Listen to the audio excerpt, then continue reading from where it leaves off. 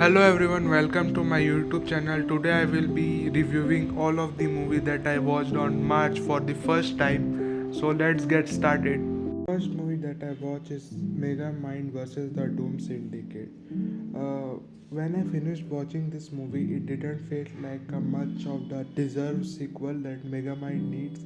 It felt like a pilot episode for their upcoming Megamind series, and to be honest, the quality of the movie is the same as that of Disney Direct to DVD sequel, which typically falls short of the original in terms of production value, storytelling, and overall appeal. Death Note live action adaptation is a disaster. I will not recommend this movie to anyone. I'm still questioning my decision on why and for what reason I have watched this movie. It is a terrible adaptation. It doesn't do justice to anime. Death Note anime was my favorite anime of all time, and I didn't like this adaptation at all. The next movie I watched was Poor Things, and I didn't like it at all. I don't like the concept of this movie. I questioned to myself why people make this type of sick movies and why do they appreciate this type of sick movies.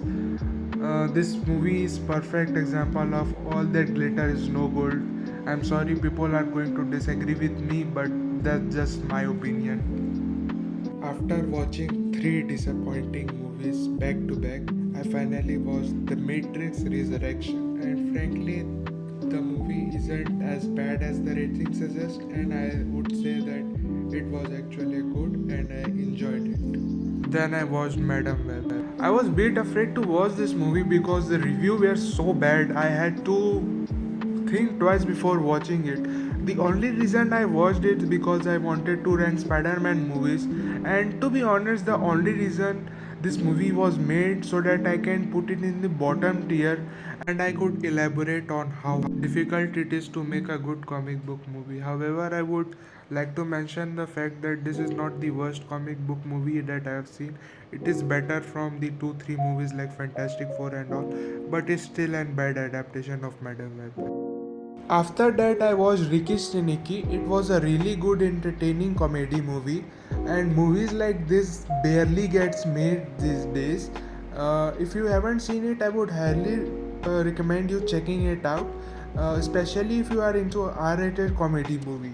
I finally watched Andaz Apna. It's a cult classic comedy movie that has influenced many slapstick comedy movies and TV shows at that time. I hope that Salman and Amit do a movie together sometime in future. After watching Andaz Apna, I watched Dil To Pagal Hai, another great movie starring two big superstars of India, namely Shah Rukh Khan and Akshay Kumar.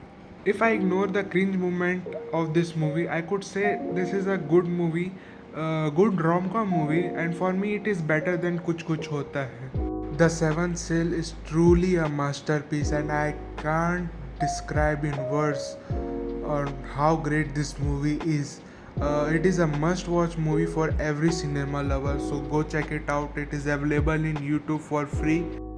I watched Fighter. It was a pretty average movie. There were one or two scenes that I really liked. Action scenes were good, fight scenes were good, but overall very below average movie. It could have been better if someone else directed it. Merry Christmas is one of the best Hindi films that I have seen, and it will definitely be in my top 10 of the year list.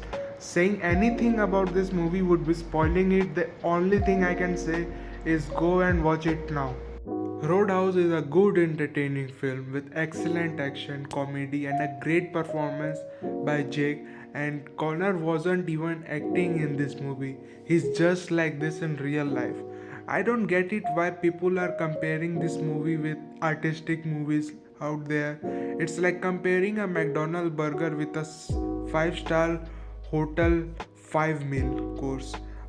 To be honest, this doesn't make any sense to compare a movie which is made entirely for entertainment purpose and an artistic movie which is made entirely to get nominated into Oscar. Both of these movies have their own audience, and I would like to say you won't get to see how capitalism is affecting global warming on a movie which is made purely for entertainment purpose. That wasn't the purpose of movie. uh, for this movie it's about vibe. If you get connected with the vibe of this movie, you will surely like it. Murder Mubarak is one of the worst movie that I've seen this year. Don't watch this movie. They made murder mystery boring. तेरी बातों में ऐसा उलझा जिया is another bad below average rom-com. I would not recommend this to anyone. Seven is another David Fincher masterpiece, and I don't think that I have to elaborate more. You should definitely check this out if you haven't already. Insomnia is another great Christopher Nolan movie. As of now, I have seen all Christopher Nolan movies, and I can finally say that he is the best director of our generation. After Insomnia, I watched Sicario, a Denny Value film. Correct me if I pronounce it wrong. It is a good movie, but the only criticism I have for this movie is that it's terribly slow. I finally watched Wonka, and I was a fan of Paul King's previous two films, namely Paddington 1 and 2, and I am also a fan of Tim Burton's Charlie and the Chocolate Factory. This movie was a must watch for me, and this movie exceeds my expectation, and I love this movie. Then we have War of the World directed by Steven Spielberg. I remembered watching some scene of this movie in TV when I was a kid.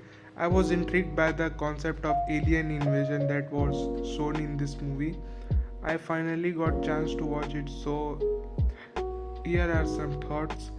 16-year-old me would have loved this movie way more much, and Robbie is the most annoying character that I have ever seen. I have watched all of the 13 Star Trek movie this month, so I will do a separate video on them and upload it as soon as possible. So subscribe to my channel and press the bell notification if you don't want to miss any update. Godzilla x Kong The New Empire. Finally watched this movie in 3D on 31st March, and it was an awesome experience. I really hope they keep making more this kind of monsterverse films. The visual effects, CGI fight scene were top notch, and there were many epic monster battles. This movie has more monster and more monster battle than any of the previous monsterverse movies, and watching it on the big screen just elevates the experience. It was a thrilling ride from start to finish. I've also done a monsterverse ranking, and I will pin that video link down in the comment section and description, so do check it out, and for more videos like this subscribe to my channel.